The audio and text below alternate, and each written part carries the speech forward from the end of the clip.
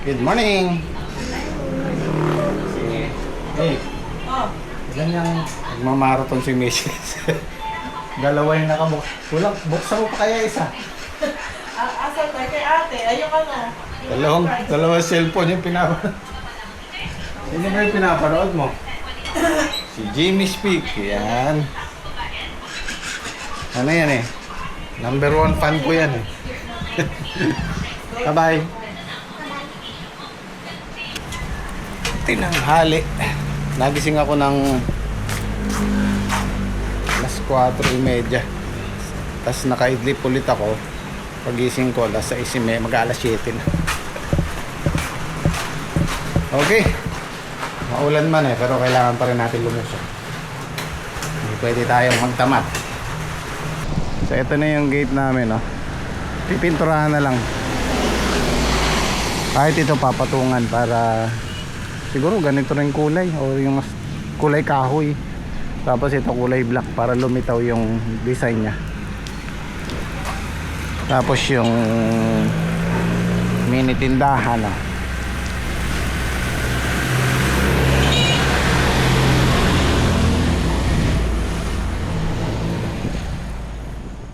Tahimik lang ang galaw ni Jimmy Speak, ngunit sa kilos niya respeto'y humihigpit.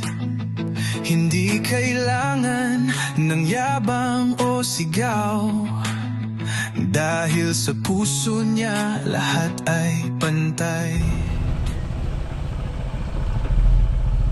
Okay. Bingin na yata yun ko na. Tell mo. Ala, kung di kayo papasok, malakas ang ulang kanina, ano? Baka maano yung halaman na. Kaya nga. Morning, good morning po. Ako ay magluluto ng almusal. Piniritong bango.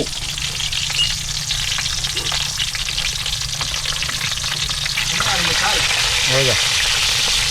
Daing na bangus siya. Daing na bangus. Hindi pa nang ano yan. Sinulang manok siya.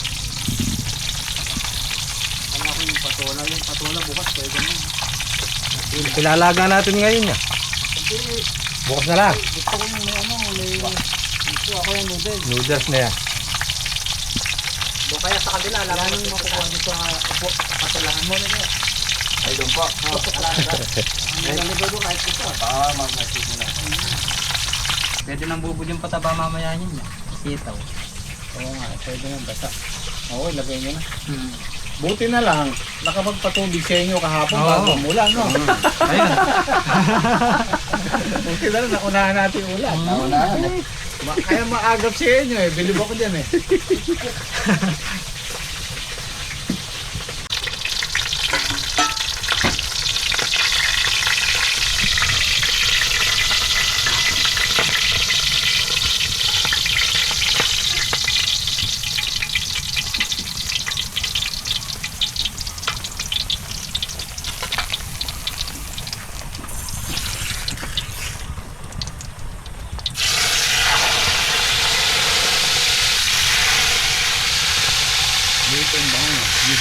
Dahil violet na yung katawan niya. Recover na. Mura lang naman yata yung bayonet map na eh. Sandaan.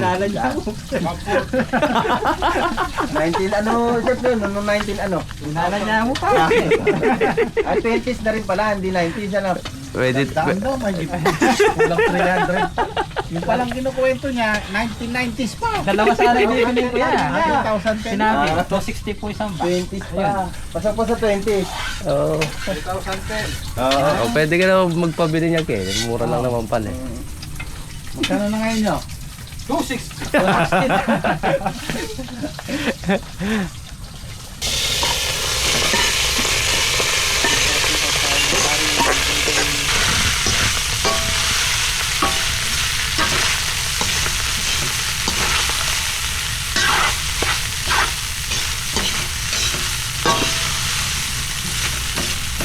September 15.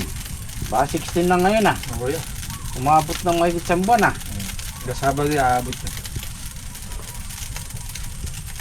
Kunti ko lang laman. Basta talaga Malamig kasi ilalim.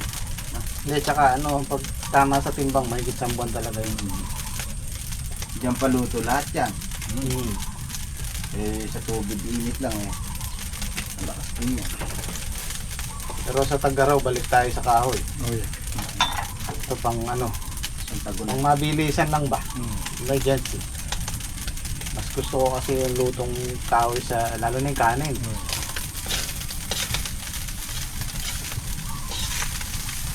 Oh, kain tayo. Daing, sinanglay, ninyo. Sinanglay.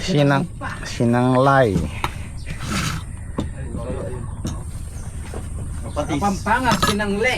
Oh, ba sa Tagalog? Tagalog, sinangag. Ba? Ha? Patis po. Kari suka. Suka pa. Kari patis ha. Tayo. Mainit sa ilalim.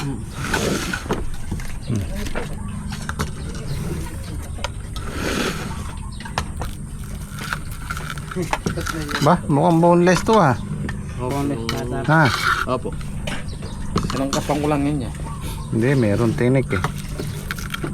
Meron. Wala. Wala ko boneless.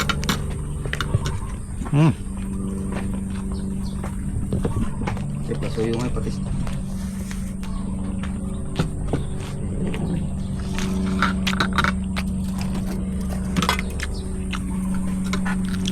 Masarap yung bangus ah.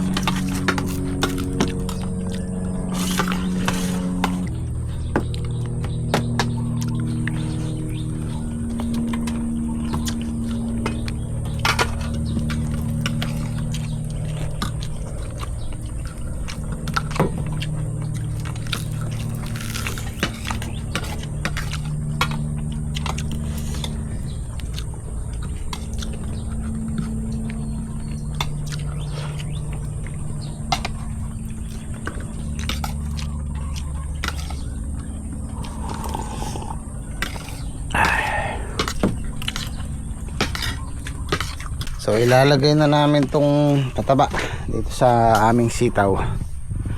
Mag-grass cutter dapat eh, kaya lang ayun, mulan. So hindi naman ganun kadamo sa gilid. Yan natin ilalagay. Yung sitaw namin madaling ano, mabilis maglaos.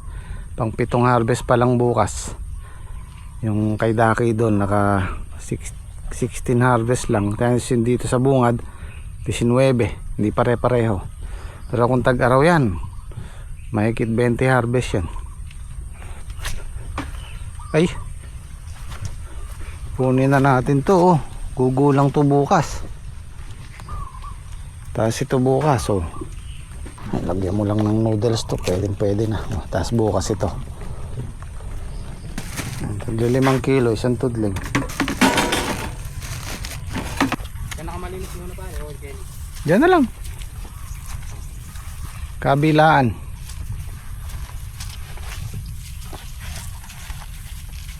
Sa liwasin nyo.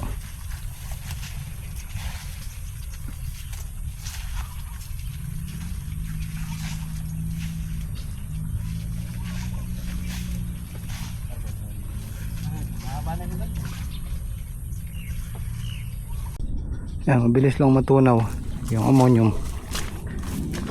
Tunaw na.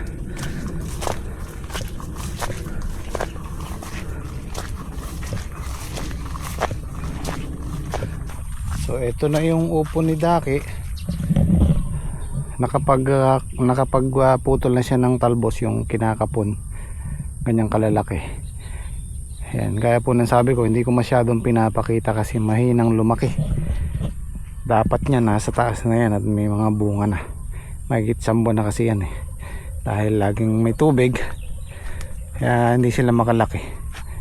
Yung kainaman naman hindi sila namamatay kahit matubig. Paano meron naman tayong mga harvest dyan. Matagal nga lang.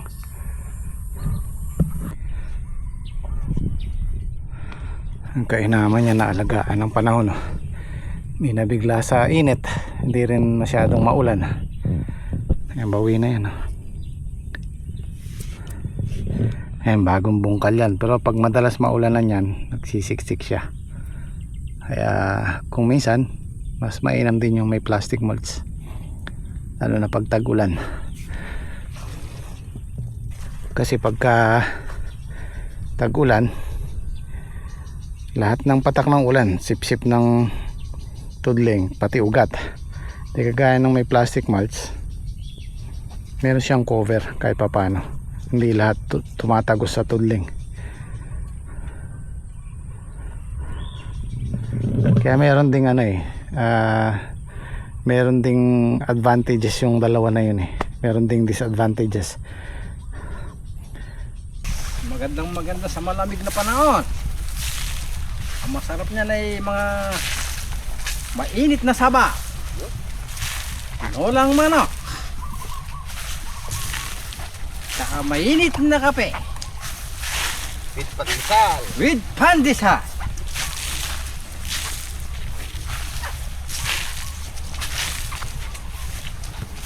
Shoutout nga pala kay Winnie.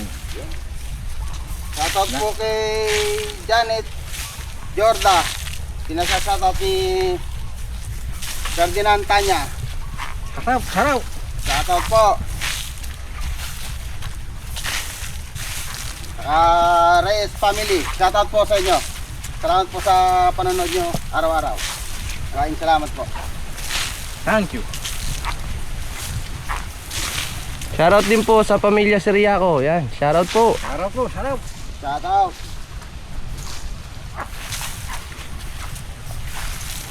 Shoutout nga pala kay Joel.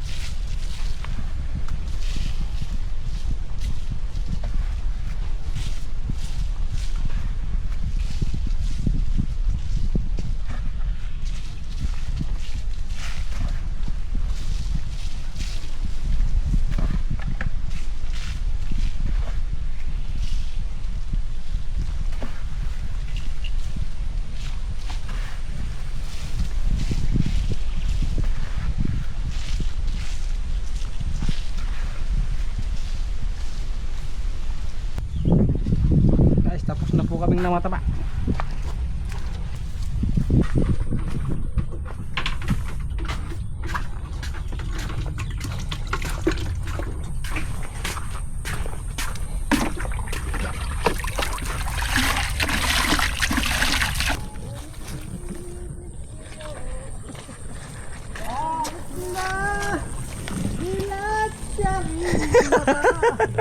Ba yun? Remix sa ating kanta nito.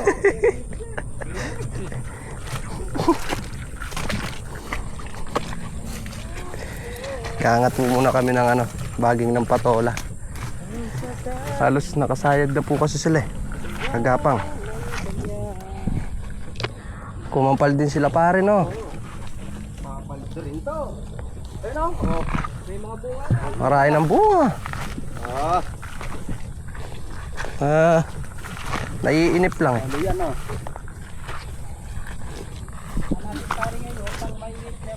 Oo.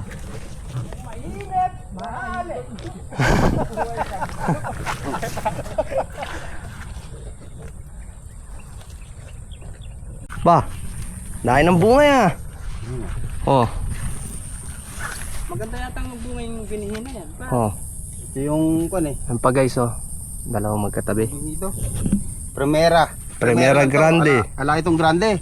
Meron. Ala. Ayun pa oh. Yung isa may grande. Ito, primera lang. Yan yung medyo maiksi yan. Ayun oh. Ano? Oh. Tapos yung grande medyo Sa isang puno 11 piraso oh. Yung sitaw oh. Ang ganda oh. Lagay ko sitaw na yan dyan. sa linggo pa. Guys, meron na po kami makakarbest. Ito po yung Primera Grande. Unang bunga medyo maiksi pa.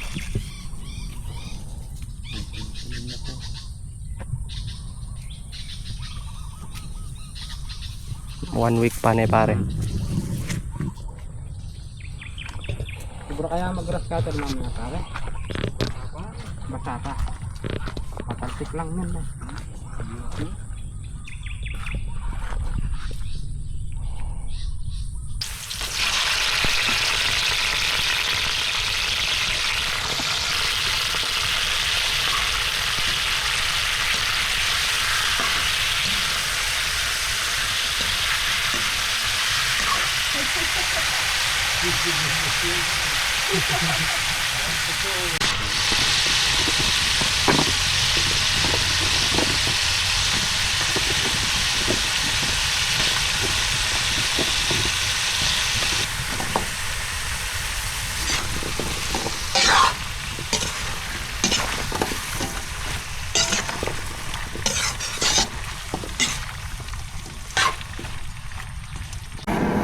Naubos na yung gasol.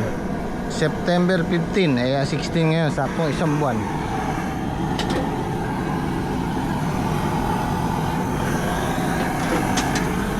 Ayan tayo.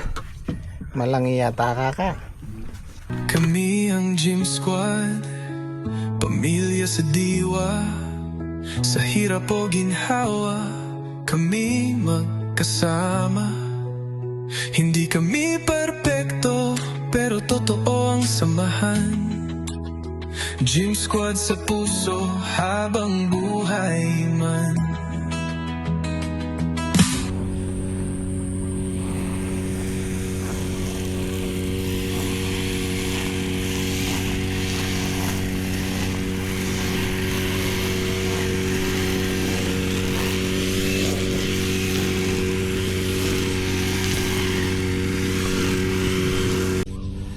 Ayan, mas lalo silang nakikitang malaki pagka malinis.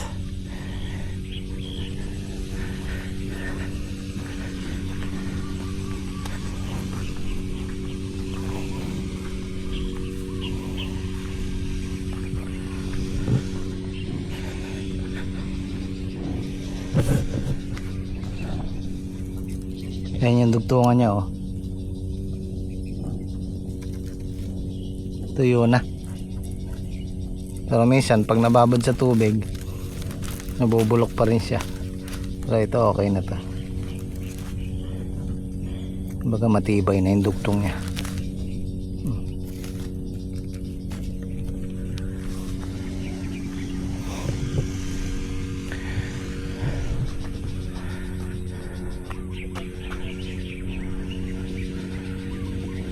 Kung minsan meron tayong hindi nakikitang mga hanip, mga kuto, sobrang liit, nandyan pala sa dahon. Yun ang sumisira ng dahon, tsaka yung talbos.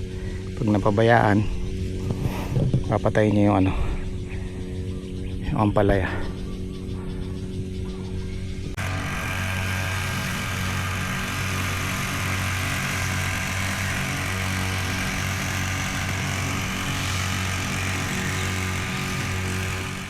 So ito guys, pansinin nyo, kaninang umaga pinitas ko to. Yung katabi niya maliit pa. Ayun, papakita ko ngayong hapon na. Ganito kabilis yung sitaw, upo at saka yung patola. Okra ganun din. Sa loob ng maghapon mabilis silang lumaki.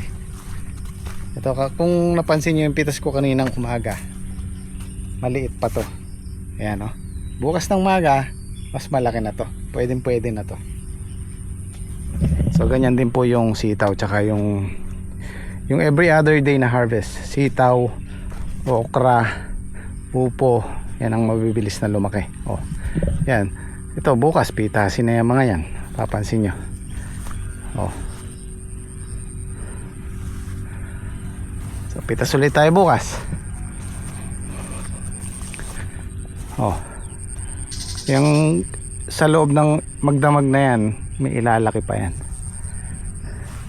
Lalo na kung nasisikatan sila ng araw tapos basa yung ugat nila, mabilis silang lumaki.